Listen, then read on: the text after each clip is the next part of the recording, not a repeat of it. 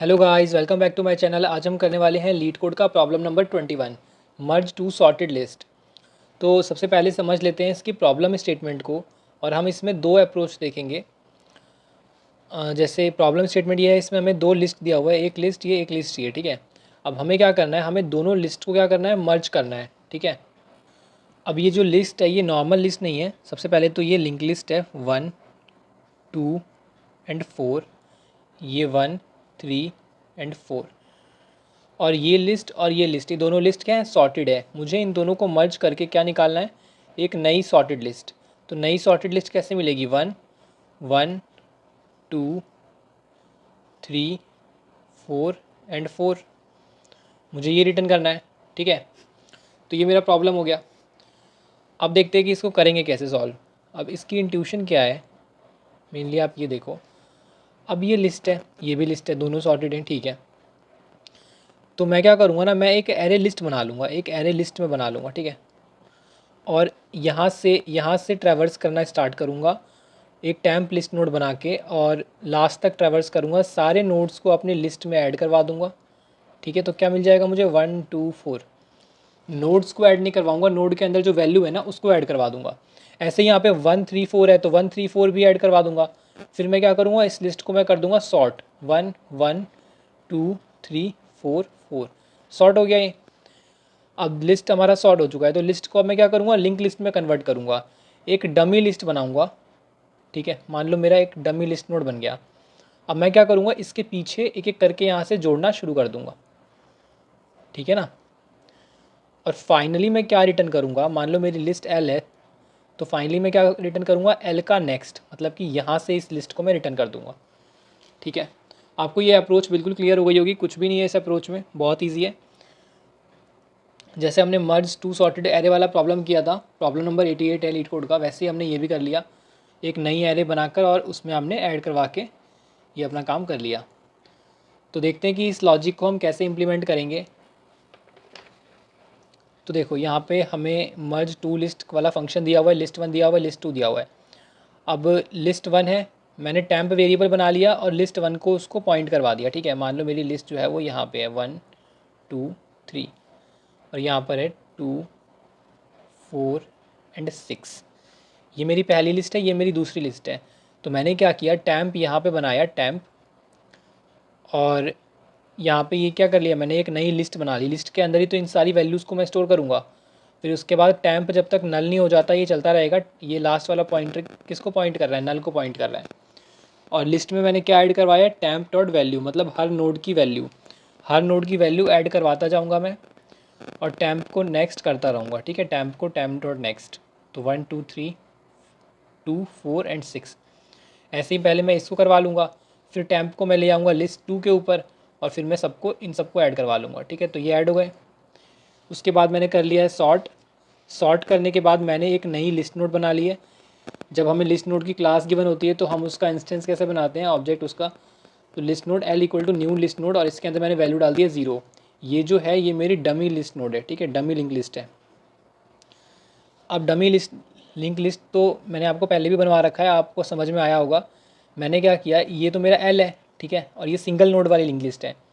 और ये जो टेल है, मैंने बोला टेल जो है इसको पॉइंट करता है, ठीक है। अभी मैंने इतना अपना काम करके रखा है। उसके बाद मुझे एक एक करके अब ऐड करवाना है इसके पीछे। तो क्या करूँगा मैं इस वैल्यू को गेट करूँगा। देखो सबसे पहले मैंने क्या किया, इसके पीछे एक नोड अटैच कर दी, टेल डॉट नेक्स्ट। तो टेल का नेक्स्ट क्या होगा, न्यू लिस्ट नोड, एक नई नोड बना दो और उसके अंदर वैल्यू डाल दो नम। नम यहाँ पे सबसे पहले 1 गेट होगा, तो 1।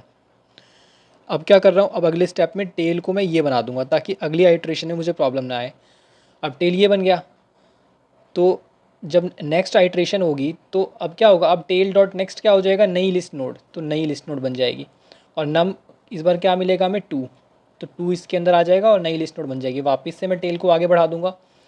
तो टेल क्या काम कर रहा है, टेल ट्रैक कर रहा है पीछे वालों को और आगे चलता जा रहा है ताकि वो आगे की लिस्ट में और ऐड ऑन करवा पाए। ऐसे ही करते करते हमारा आगे का सारा लिस्ट कवर हो जाएगा और लिस्ट में से नम खत्म हो जाएंगे।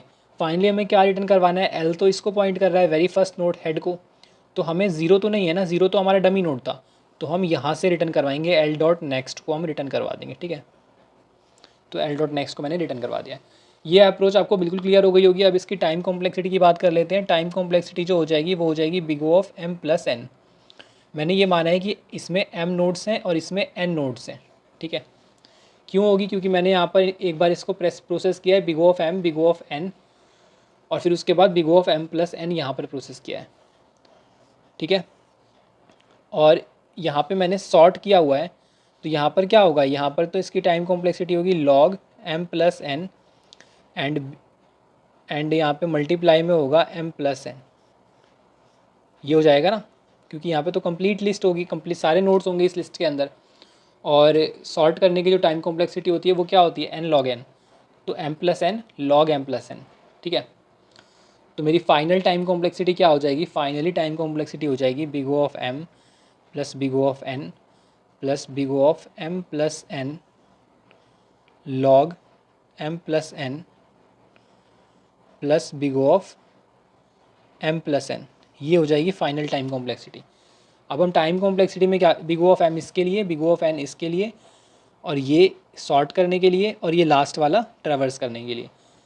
अब मैं क्या करूँगा, अब इसमें हम सबसे बड़ी वाली लेते हैं और बाकी सबको उसी के अंदर मान लेते हैं। तो big O of m plus n log m plus n, ये हमारी टाइम कॉम्प्लेक्सिटी हो जाएगी। स्पेस कॉम्प्लेक्सिटी क्या होगी, स्पेस कॉम्प्लेक्सिटी हो जाएगी big O of m plus n, क्योंकि हमने यहाँ पे एक लिस्ट यूज़ किया है। तो आपको ये क्लियर है कि ये यहाँ पे स्पेस कॉम्प्लेक्सिटी भी लग रही है और टाइम कॉम्प्लेक्सिटी भी ज़्यादा आ रही है। अब हमें इस प्रॉब्लम को करना है big O of m plus n time complexity में और space complexity big O of 1, ठीक है। तो वो कैसे करेंगे, उसकी अप्रोच समझ लेते हैं। ये हम करने वाले हैं 2 पॉइंटर्स की हेल्प से, तो उसको समझ लेते हैं अभी। देखो मेरे पास जो है, मेरे पास 2 लिस्ट है 1 2 3, और जो दूसरी लिस्ट है वो है 2 4 और 6। मैंने कहा कि हम इनको अलग अलग क्यों प्रोसेस कर रहे हैं या फिर एक डेटा स्ट्रक्चर अलग से यूज़ करके उसको सॉर्ट कर रहे हैं, जस्ट बिकॉज कि हमें लिंक लिस्ट के साथ डील करने की आदत नहीं है। इसलिए पहले हम यही वाला काम करते हैं, एक नया एरे लिस्ट बना लेते हैं और फिर हमारे लिए लिस्ट के अंदर चीज़ें कंफर्टेबल हो जाती हैं। बट मैं क्या करूँगा, यहाँ पर मैं एक पॉइंटर बना लूँगा और यहाँ पर एक पॉइंटर बना लूँगा, ठीक है। मान लो मैंने यहाँ पे temp1 बना लिया और यहाँ पर temp2 बना लिया, ठीक है। तो temp1 temp2 मेरे पास 2 पॉइंटर हैं जो कि list1 और list2 को के हेड्स को पॉइंट कर रहे हैं, ठीक है। अब क्या करेंगे, अब हम अपनी एक जो हम बाद में बनाते थे डमी नोड, वो हम अभी बना लेंगे। तो मैंने एक डमी नोड बना दिया 0 से इनिशियलाइज़ करके, ठीक है। और सेम वही है, इसका नाम मैंने L रख दिया और इसको एक पॉइंटर दे दिया टेल। टेल क्या करेगा, आगे नोड्स को ऐड करवाने में हेल्प करेगा, ठीक है। क्योंकि अगर L को ही आगे चला देंगे तो फिर इसका ट्रैक कौन रखेगा कि ये कहाँ से शुरू हुआ था, इसलिए L को यहीं रखेंगे और टेल को आगे बढ़ाएंगे। तो अब क्या करेंगे, अब temp1 और temp2 में से कंपेयर करेंगे। हम बोलेंगे कि इन दोनों में से बताओ किसकी वैल्यू कम है, तो इसकी वैल्यू कम है, तो यहाँ पे आ जाएगा एक नई लिस्ट नोड बन के 1, और टेल जो है वो यहाँ पे शिफ्ट हो जाएगा, ठीक है। अब फिर और ये temp1 की वैल्यू तो हमने ले ली, तो यहाँ से ये पॉइंटर हट के यहाँ पे आ जाएगा। इसको मैं T2 बोल देता हूँ, T1 बोल देता हूँ, सॉरी T1। तो अब 2 और 2 में से कौन सा बड़ा है, इक्वली है, तो मैं 2 को ही यहाँ पे डाल दूँगा, ठीक है। और T1 को मैंने अगेन शिफ्ट कर दिया यहाँ पर। आप इसको भी कर सकते हो, कोई प्रॉब्लम नहीं है, ठीक है। और टेल आ गया उठ के यहाँ पे। अब देखो 3 और 2 में से कौन सा बड़ा छोटा है, तो temp2 छोटा है। तो अब यहाँ पे आ गया 2 वापस से, और जो टेल है वो यहाँ पे आ गया, और temp2 जो है वो आगे बढ़ गया, ठीक है। अब 3 और 4 में से कौन सा छोटा है, 3 छोटा है, तो 3 यहाँ पे आ गया और टेल अब यहाँ पे आ गया बढ़ के। अब और 3 छोटा है ना, तो देखो यहाँ पे फिर ये नल आ गया, ठीक है। अब ये नल को पॉइंट कर रहा है क्योंकि 3 के आगे क्या है, 3 के आगे नल है। तो अब जो मेरा temp1 है वो नल को पॉइंट कर रहा है, तो यहाँ पे मैं क्या करूँगा, अपना लूप ब्रेक कर दूंगा कि यार अब आगे मत चलो। पर होगा क्या ना हर केस में कि एक ही लिस्ट कम्प्लीटली प्रोसेस हो पाएगी और जो दूसरी लिस्ट है ना वो रह जाएगी, उसमें कुछ नोड्स रह जाएंगे प्रोसेस करने के लिए। अब देखो ऐसा इसके साथ भी हो सकता है, ऐसा इसके साथ भी हो सकता है। तो मैं क्या करूँगा, आगे एक वाई लूप रन कर लूँगा फॉर दिस, और फिर एक और वाई लूप रन कर दूँगा फॉर दिस। अगर इसका temp1 नल नहीं हुआ है तो मैं इसके सारे के सारे नोड्स को एज इट इज़ यहाँ ऐड करवा दूँ, क्योंकि ऑब्वियस अगर ये सारे प्रोसेस इसके पहले जो प्रोसेस हो चुके हैं उनका कंपैरिजन टैम्प 2 के साथ हो चुका है, तो अब वो सॉर्टेड है तो वो सारे बड़े ही बचे होंगे। जैसे आप यहाँ पर देखो 1 2 3 तीनों प्रोसेस हो चुके हैं, 2 तक, यहाँ तक इसके प्रोसेस हो गए, यहाँ तक इसके प्रोसेस हो गए। अब ये 4 6 बचे हैं, तो ये तो ऑब्वियस है, तो इससे बड़े ही होंगे ना। तो मैं क्या करूँगा, इनको एज इट इज़ ऐड करवा दूंगा। तो 4 ऐड करवा दिया और 6 ऐड करवा दिया, ठीक है। और फिर टेल जो है वो यहाँ से शिफ्ट होकर यहाँ और फिर नल हो गया। अब यहाँ पर क्या होगा, यहाँ पर अब हमें क्या रिटर्न करना है, एल, यहाँ पे भी हमें एल डॉट नेक्स्ट को रिटर्न कर देना है, ठीक है। तो हमारी लिस्ट नोड सॉर्टेड होके मिल जाएगी। ईजी है, यही काम हम मर्ज सॉर्टेड एरे में भी करते थे। अब यहाँ पे एक और चीज़ है कि आपने ये तो कर लिया, तो आपको इसके लिए भी लूप रन करना पड़ेगा और इसके लिए भी आपको लूप रन करना पड़ेगा। तो अब देखते हैं कि इसको हम इम्प्लीमेंट कैसे करेंगे। देखो यहाँ पर क्या है, यहाँ पर सबसे पहले मैंने लिस्ट वन को टैम्प 1 से पॉइंट करवा लिया और लिस्ट 2 को टैम्प 2 से पॉइंट करवा लिया, ठीक है। अब यहाँ पर जो एक मैंने डमी लिस्ट बना ली है ना, ये मेरा 0 वाला डमी लिस्ट होगा। और यहाँ पर मैंने कंपैरिजन कर लिया, टैम्प 1 जब तक नल नहीं हो जाता और टैम्प 2 जब तक नल नहीं हो जाता, दोनों एक साथ अगर नल नहीं है, अगर एक भी नल हो गया ना तो लूप ब्रेक हो जाएगा, मतलब बस ये है। और तो मैं कंपेयर कर लूँगा दोनों वैल्यूज़ को, अगर ये छोटा है तो इसको ऐड करवा दिया। ये मैं आपको समझा चुका हूँ पिछले वाले अप्रोच में कि ये कैसे काम कर रहा है, कैसे आगे आगे नोड्स बन रहे हैं, ठीक है। सेम काम किया और टैम्प को आगे बढ़ा दिया है। फिर उसके बाद अगर ये नहीं है तो मतलब टैम्प 2 छोटा होगा या बराबर होगा, तो टैम्प 2 को ऐड करवा दिया यहाँ पे, ठीक है। तो ये आपको समझ में आ गया। अब इसके बाद अगर टैम्प 1 नल नहीं हुआ होगा, ऑब्वियस है कि दोनों में से कोई एक तो नल हुआ ही होगा, बट कौन सा हुआ होगा वो मुझे नहीं पता है, तो मैं दोनों के लिए रन कर लूँगा, जो भी होगा वो अपने हिसाब से देख के अंदर रन हो जाएगा। तो टैम्प 1 अगर नल नहीं हुआ होगा तो उसके सारे एलिमेंट्स इसके अंदर ऐड हो जाएंगे, और टैम्प 2 अगर नल नहीं हुआ होगा तो उसके सारे एलिमेंट्स ऐड हो जाएंगे, और लास्ट में रिटर्न कर दूंगा एल डॉट नेक्स्ट, ठीक है। तो ये मेरे सॉर्टेड लिस्ट को दे देगा। अब बात कर लेते हैं इसकी टाइम कॉम्प्लेक्सिटी की। जो टाइम कॉम्प्लेक्सिटी है इसकी, अब इस वाले लूप की तो big O of m plus n होगी, almost big O of m plus n होगी, और इसकी क्या होगी, अगर देखा जाए तो इन सब का मिलाकर big O of m plus n ही होगा, क्योंकि जो एलिमेंट्स लेफ़्ट आउट हो चुके हैं वही तो इसमें जाएंगे ना, ऑब्वियस है। क्योंकि टैम्प 1 जो है वो एक ही बार जा रहा है हर एलिमेंट पर लिस्ट 1 में, और टैम्प 2 एक ही बार जा रहा है हर एलिमेंट पर लिस्ट 2 में, तो big O of m plus n ही होगी इसकी टाइम कॉम्प्लेक्सिटी।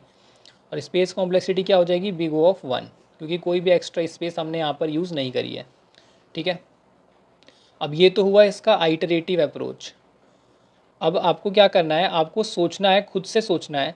आइटरेटिव मैंने बता दिया, अब आपको खुद से क्या सोचना है कि इसका रिकर्सिव कैसे बनेगा। अगर आप ये प्रॉब्लम कर रहे हो तो इसका रिकर्सिव अप्रोच आपको ज़रूर सोचना है, और मुझे कमेंट करके बता देना। तो गाइज़ ये थी वीडियो। अगर आपको ये सॉल्यूशन हेल्पफुल लगा हो तो वीडियो को लाइक कर दो और चैनल को सब्सक्राइब कर लो।